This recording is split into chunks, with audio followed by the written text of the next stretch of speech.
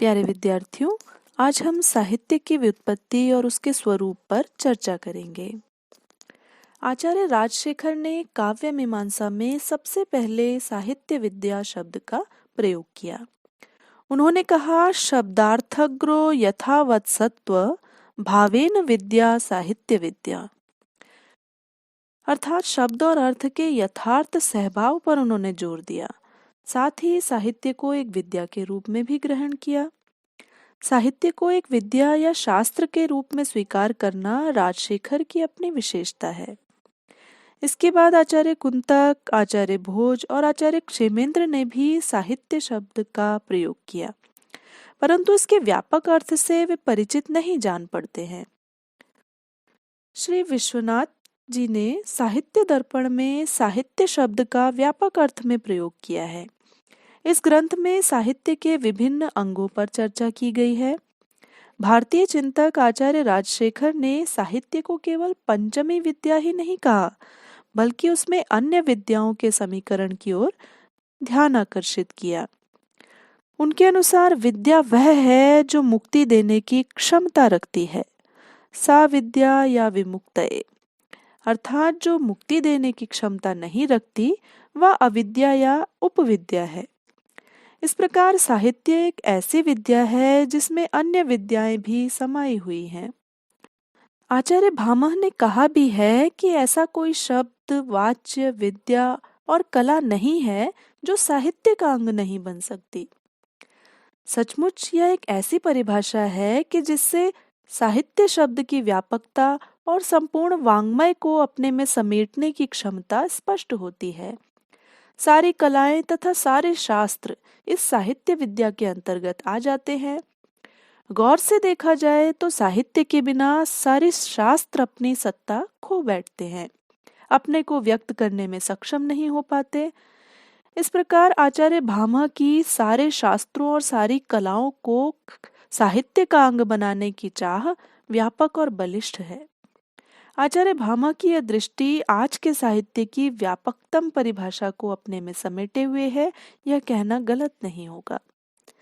प्राचीन भारतीय साहित्य के शुद्ध कलाकारों या कवियों ने भी साहित्य शब्द पर प्रकाश डाला है। एक उदाहरण है कवि भर्तृहरि का।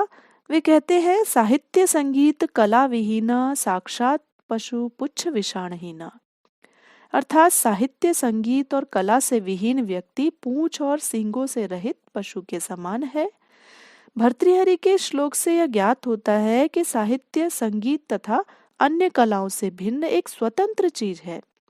अवश्य भामह की परिभाषा संबंधी व्यापकता भर्तृहरि में तो नहीं है, लेकिन साहित्य को संगीत तथा अन्य कलाओं से भिन्न मानकर उसे एक स्वतंत्र अस्तित्व देने का श्रेय भर्तृहरि को ही जाता है। व्युत्पत्ति की दृष्टि से देखा जाए तो सम प्लस धा प्लस यत् बराबर साहित्य। सम सम्यक भाव बोधक उपसर्ग है, धा धारण करने की क्षमता संपन्न धातु है और यत् प्रत्यय है। व्याकरण के अनुसार धा बराबर हित हो जाता है, अतएव सम प्लस हित प्लस यत् बराबर सहित और उसका भाववाचक शब्द साहित्य है। अन्य व्युत्पत्तियों के अनुसार पहला है हितेन सहितम तस्य भावः साहित्यम, तथा दूसरा उदाहरण है सहितस्य भावः इति साहित्यम। इन दोनों व्युत्पत्तियों का कई प्रकार से विश्लेषण किया जा सकता है। पहला, जिसमें सम्यक रूप से धारण करने की शक्ति है वह साहित्य है। दूसरा, जिसमें दूसरों का हित या मंगल साधन हो वह साहित्य है। तीसरा, जिसमें साथ साथ चलने का भाव विद्यमान हो वह साहित्य है। साहित्य में सचमुच सम्यक रूप से धारण करने की शक्ति निहित होती है। साहित्य अपनी प्रसिद्ध कृतियों में युग की सभ्यता, संस्कृति आदि को धारण किए रहता है। जिस साहित्य में अपने युग को धारण करने की जितनी शक्ति है वह उतना ऊंचा अथवा महान साहित्य माना जाता है।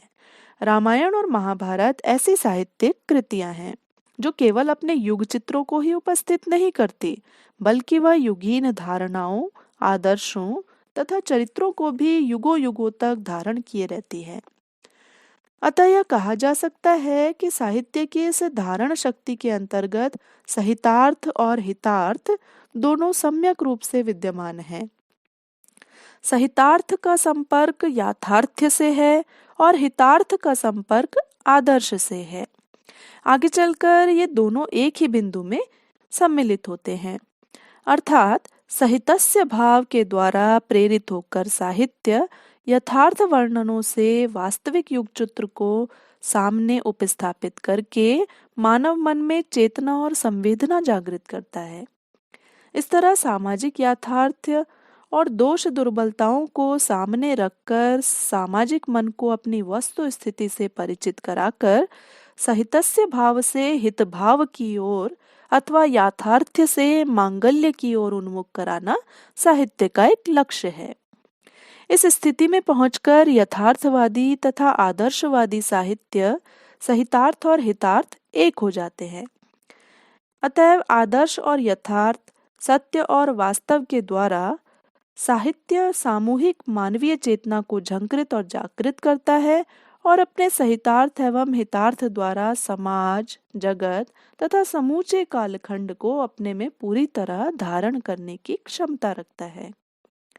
साहित्य के अंदर छिपी हुई इस महान धारिका शक्ति के अंतर्गत श्रृंगार तथा विभत्स दोनों रस समा सकते हैं। अतः यह कहा जा सकता है कि भारतीय साहित्य में ऐसी व्यापकता है कि इसके लिए सब कुछ ग्राह्य है, सब सत्य है, यथार्थ है, विकृत कुछ भी नहीं है। अर्थात भारतीय साहित्य शब्द में संपूर्ण मानव जाति की आशा निराशाओं को, संस्कृति और विकृति को तथा संपूर्ण मानवता को सम्यक रूप से धारण करने की शक्ति है। समस्त कलाओं को अपने में सम्मिलित करने की पूरी दक्षता है। भारतीय कवि रविंद्रनाथ ठाकुर ने भी इस साहित्य बोध को अपने ढंग से स्वीकार किया है। वे कहते हैं, साहित्य शब्द से साहित्य के मिलने का एक भाव देखा जाता है।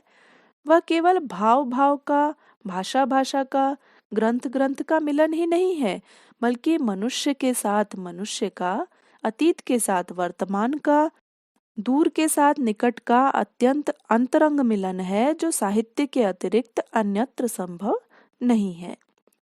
इस प्रकार यह कहा जा सकता है कि भारतीय साहित्यकारों ने जब कभी साहित्य का अर्थ किया, तब व्यापकता, अभिन्नता और समन्वय पर जोर दिया।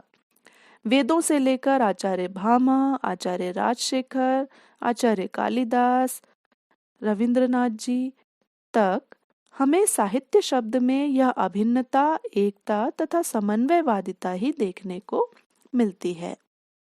साहित्य का अंग्रेजी पर्यायवाची शब्द लिटरेचर है, परंतु खासकर लिटरेचर का संबंध लेटर यानी कि हिंदी में अक्षर तथा लैटिन भाषा के लिट्रा यानी कि पत्र से अधिक है और साहित्य से कम है। पहले साहित्य के जिन सहितत्व तथा हितत्व की चर्चा की गई, उससे इसका संबंध नहीं है। आज साहित्य लिखित या प्रकाशित वस्तु को, यहाँ तक कि कुछ साहित्येतर जानकारी के विषयों को अपने अंदर समेटने लगा है। आज हम गणितिक साहित्य, भौगोलिक साहित्य, वैज्ञानिक साहित्य आदि व्यवहार करने लगे हैं।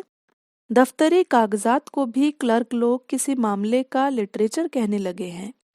अर्थात आज साधारणतः छपे छपाए विषय को लिटरेचर अथवा साहित्य कहा जाने लगा है।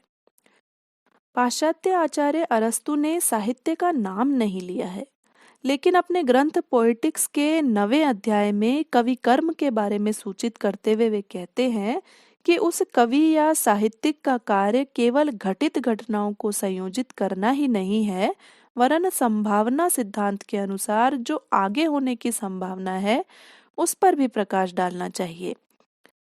अर्थात अरस्तु ने नकल को नहीं बल्कि संभावना, भावी दृष्टि और अनुमान की सत्यता को साहित्य माना है।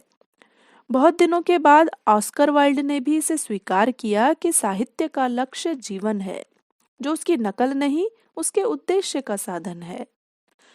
जॉर्ज संताइना घटनाओं को भावनाओं में परिवर्तन करना साहित्य का कर्म मानते हैं।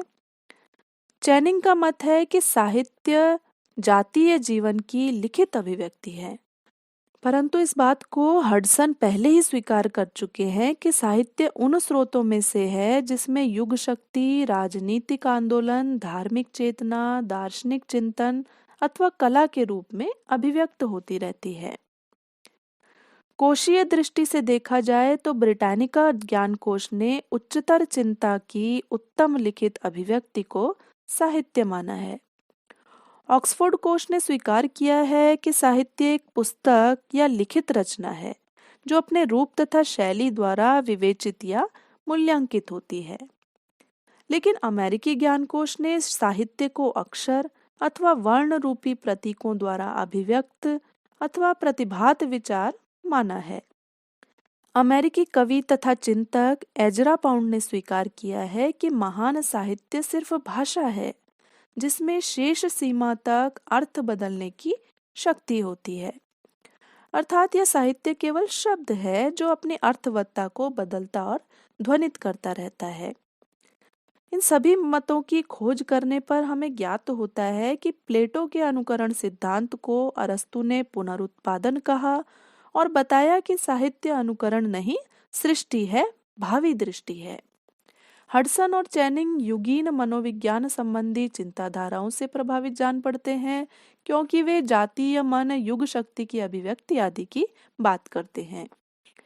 ब्रिटानिका ज्ञानकोश अपने प्राचीन आदर्शवादी औचित्य तथा याथार्थ्य के घेरे में बद्ध होते हुए सर्वश्रेष्ठ भावना की सर्वश्रेष्ठ अभिव्यक्ति में ही मग्न है। शिपले तथा रेनवेलेक के स्वरों में साहित्य के अक्षरत्व और प्रकाशत्व या छपे छपाए रूप पर जोर दिया गया है। एजरा पाउंड की संक्षिप्त परिभाषा से शब्द का इतिहास, शब्द का अर्थगत परिवर्तन और ध्वनि ध्वनित होती है। अतः इन विविध परिभाषाओं से यह ज्ञात होता है कि साहित्य एक सृष्टि है, साहित्य भाषा है, साहित्य विविध ज्ञान का समाहार है और युग चेतना की आक्षरिक अभिव्यक्ति है। अर्थात आज साहित्य तथा साहित्य से भिन्न अन्य सभी शास्त्र भी साहित्य अथवा भाषिक अभिव्यक्ति के अंतर्गत समझे जाने लगे हैं। सचमुच आज के साहित्य शब्द में संपूर्ण वाङ्मय को समाहित करने की शक्ति आ गई है।